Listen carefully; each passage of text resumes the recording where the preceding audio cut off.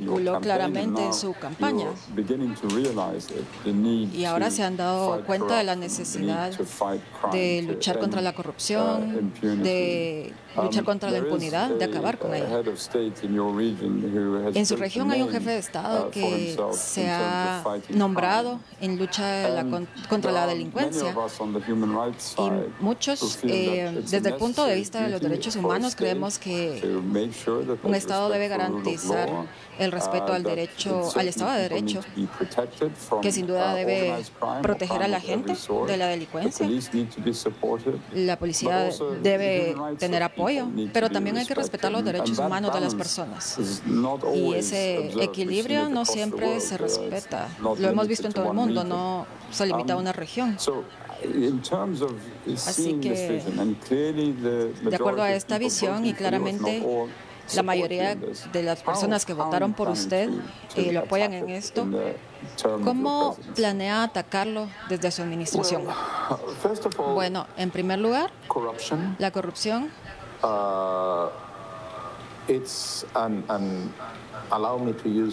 permítame utilizar una metáfora, es un cáncer que se extiende y no se detiene. Penetra y coopta y erosiona todas las instituciones del Estado. Hemos empezado a hacerlo a través de las elecciones y estamos reclamando el poder en el Poder Ejecutivo. Estamos tratando de llevar este esfuerzo por reclamar de nuevo las instituciones,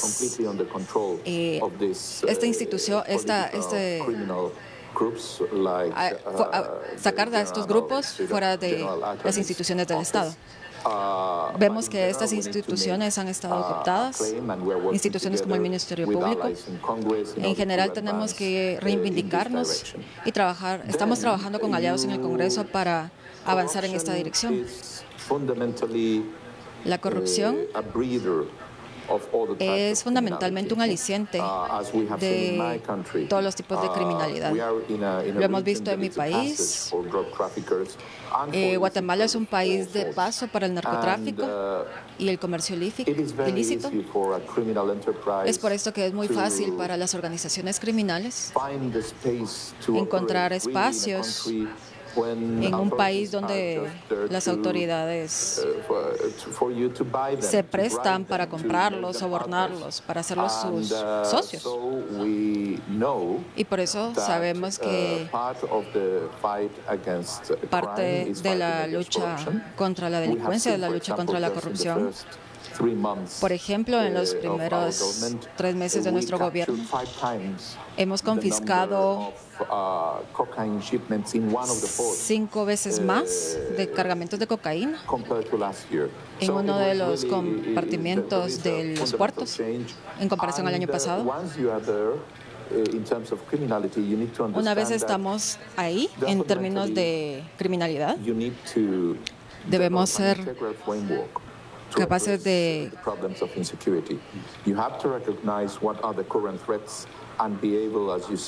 tenemos que ser capaces, como usted lo dijo, de asegurar estas instituciones de seguridad y garantizar las medidas para todos los ciudadanos. También tenemos que entender cuáles son las causas estructurales de estos problemas, para que así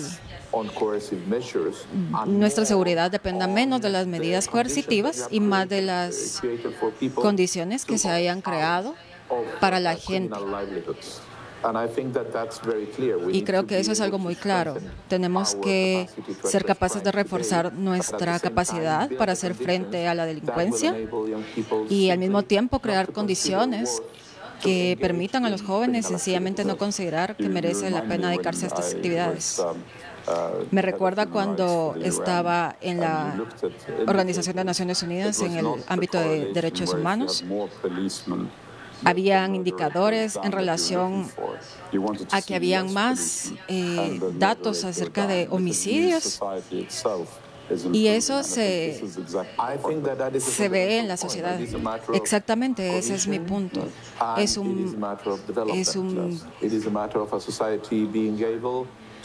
Es un principio de cohesión, es un principio de desarrollo, es un principio de darle a las personas, hombres y mujeres, una opción absolutamente diferente en donde no arriesguen sus vidas, su seguridad, sus familias y no se involucren en estas actividades. Señor presidente, ¿cómo cree que la comunidad internacional ayudó y está ayudando a su administración? ¿Cómo lo ayudó en su campaña en contra de este fenómeno?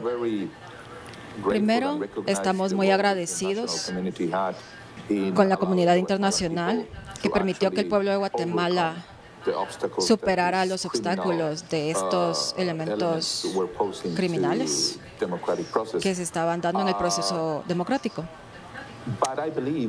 También creo que la mejor forma de avanzar en la lucha por la corrupción es colaborar internacionalmente, entendiendo que la corrupción no es solamente un producto de un mal gobierno, es un problema. Tenemos que entender que gracias a la globalización y a los incentivos que tenemos internacionalmente, la corrupción se ha vuelto una amenaza estructural para las instituciones estatales. No podemos tener instituciones fuertes si tenemos corrupción, no podemos tener desarrollo, no podemos tener desarrollo inclusivo si tenemos corrupción. No podemos tener instituciones democráticas si tenemos corrupción. La corrupción en un país es un problema para el resto de los países, ya que es una amenaza global. Así que de la misma manera que las organizaciones criminales colaboran en actos ilícitos, lavado de dinero y de otro tipo, los países del mundo en instituciones democráticas deben colaborar en paz, en desarrollo.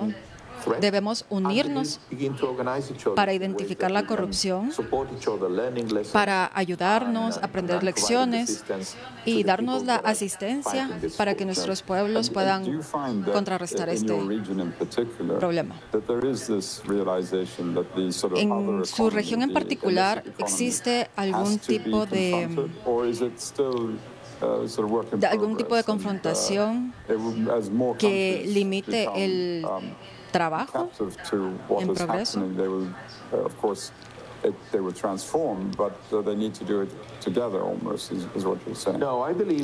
No, yo creo que las personas alrededor del mundo entienden que la amenaza de la corrupción para el desarrollo,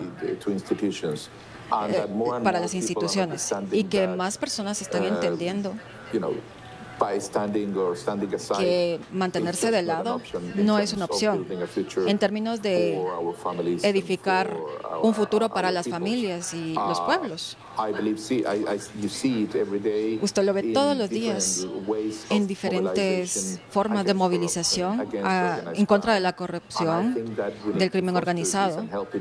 Creo que tenemos que promover esto como un movimiento global que reconozca el problema y que cambie la atmósfera internacional para que no se involucren en prácticas corruptas. Presidente, tengo una última pregunta que no ha sido acordada con mi propio personal, así que se van a sorprender un poco. Yo pertenezco a un grupo creado por Nelson Mandela, dirigido por Mary Robinson. Los ancianos de esta comunidad están muy interesados en promover esta idea del liderazgo a largo plazo. Como líder y lamentablemente con poco tiempo en el cargo, ¿cómo compagina usted la necesidad de satisfacer las demandas de su pueblo con con una visión a más largo plazo de las cosas y de los efectos del cambio climático, de la pandemia y cómo organizamos como comunidad regional? ¿Ve usted algún tipo de contradicción con las necesidades de su gobierno, con las amenazas a largo plazo de la humanidad? No, no veo ninguna contradicción. Creo que todos tenemos que entender que tenemos cierto tiempo para hacer nuestra contribución, para procesar no solo en nuestro tiempo en la presidencia, sino a largo plazo.